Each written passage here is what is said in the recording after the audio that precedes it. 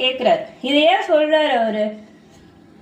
ஏன்னா இறைவன் திருப்பெருந்துறையில மாணிக்கவாசகருக்கு தீட்சை கொடுத்தார், காட்சி கொடுத்து தீட்சை கொடுத்து ஆட்கொள்றார். ஆட்கொள்ளும் போது உன்னை பிரிய மாட்டேன்னு சொல்லிட்டாரு. ஆனா பிரிஞ்சு போயிடுறார். மண்ணுலகத்துல மாணிக்கவாசகரை விட்டுட்டு தன்னுடைய மெய்யடியார் கூட்டத்தோடு மறைஞ்சிறார். காரணம் என்னன்னா, மாணிக்கவாசகர் இங்க இருந்தாதான் இறைவனுடைய பிரிவாற்றாமே தாங்க முடியாம இந்த பதிகங்கள் எல்லாம் பாடி திருவாசகம் என்ற ஒரு அருமையான ஒரு புத்தகம் நமக்கெல்லாம் கிடைச்சது.